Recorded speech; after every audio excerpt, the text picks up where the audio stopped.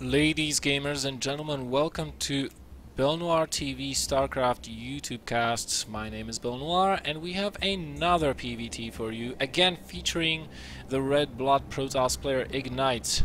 Speaking of which, let's introduce the players. Here we have Ignite spawning in the bottom right location on Nimbus, a fairly big map, and his opponent is going to be the blue Terran in the top left location.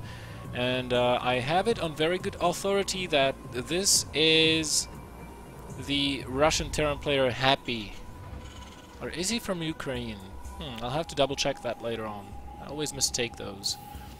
Like with some of the players I remember where they're from, but Happy I always confuse for some reason. So if you watched some of the other Ignite games that I have on my channel over here, you probably noticed that this guy loves his 2-base timings, both in his versus Terran matchups as well as in his versus Zerg matchups, although in his PvZs he goes for a 3rd base quite often as well, but still plays very timing oriented, very build order heavy, and his execution is always so crisp. He likes to get in the face of his opponent with heavy units, with good upgrades.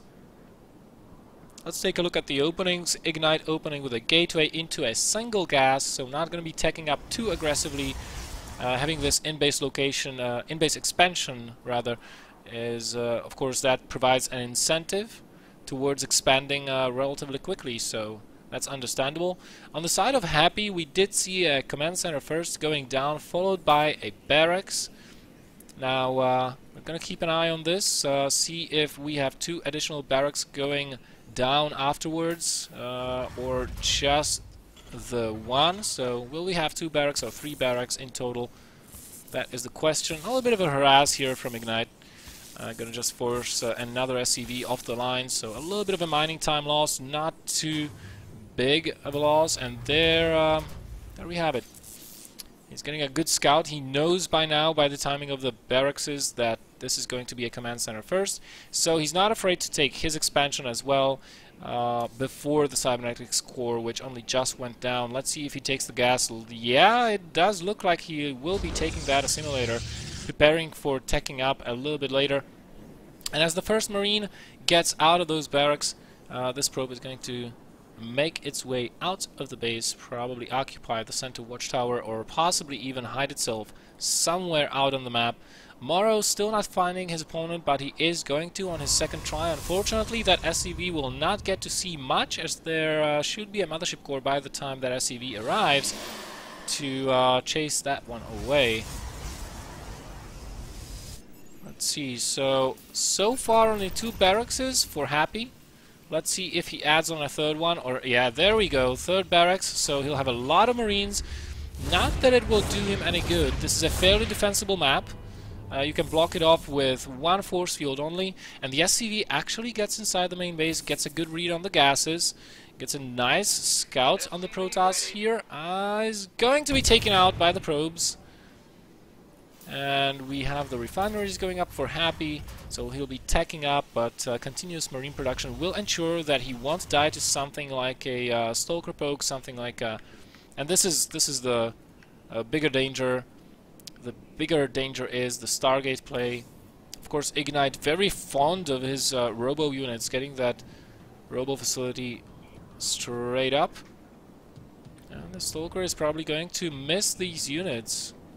Not going to see them at all, so this poke could do a little bit of damage, but the mothership core should have just enough energy for a photon overcharge when those units make it inside Ignite space, so he's going to be just fine. Takla being added on for Happy onto one of those barracks for Stimpack research. There we go. And he's delaying his attack a little bit here. The Stalker does get his poke. No kills on that one. And you know, Ignite is pulling this back because, you don't have any units over there, so I might as well just retreat and try to defend. The mothership core does initiate the photon overcharge. We'll have to be careful, though, of not getting picked off. Only one photon overcharge, so these Marines can actually go inside the natural and pick off a couple of these probes. Will get the pylon, maybe no. Try to get the mothership core. Will they be able to snipe it? Oh, yes, they do get it down. The sentry probably will not survive neither. Oh, unlucky shot there from the photon overcharge. Still a little bit of a miss micro from Happy. One sentry survives. That was a kind of an important unit for Ignite, and he gets the observer. Let's see if he wants to be taking up further. Yes, he does have the robotic support bay on the way already. Did Happy see that? I think he did. Yes, he did. And we have 2 additional gateways going up. And is this going to be a War Prism? No, it's going to be a Colossus straight into range.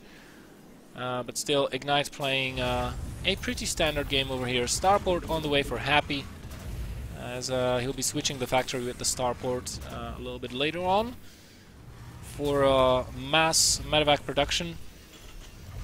His +1 weapons is on the way as well in the at the engineering bay, and there we have 5 gateways actually coming up for Ignite.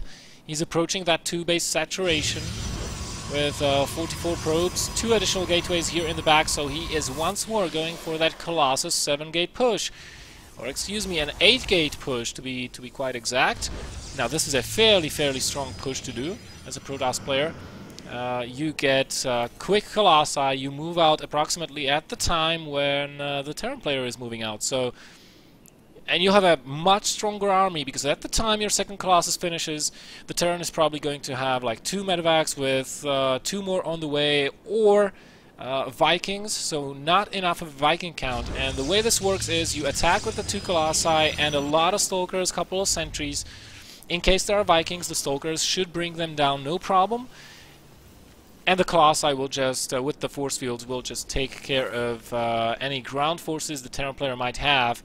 Now, if something like this happens, that the Terran army is out on the map when you move out, it's actually good for you. Because even if the Terran player drops you, if you're already on the other side of the map, which Ignite certainly hopes to be, you have your very strong army, and you can deal massive amounts of damage and then come back. Even better if you have a mothership core with you, which that's a little bit unlucky for Ignite, losing that mothership core early on in the game. So he won't be able to just recall back if things get too dicey, and it looks like Happy is trying to split his army perfectly here, 50-50, as he initiates the drop into the natural base of Ignite. How will Ignite react? Is he going to move back? No, too late for that. He's going to try and move up the ramp. Here come the Colossi, stim back. And there's the Widow Mine. Might get a good connection there. No.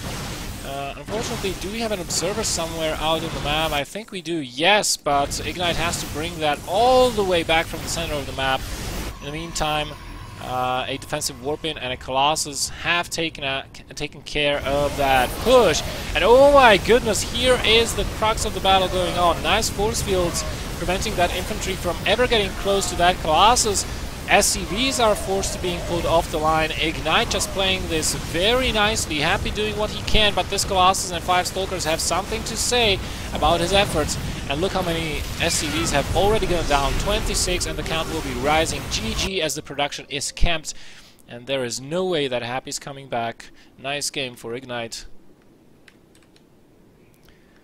Ladies, gamers and gentlemen, if you enjoy the casts, please don't forget to like, share or subscribe to the channel for more content in the future. Thanks for watching, and I'll see you next time.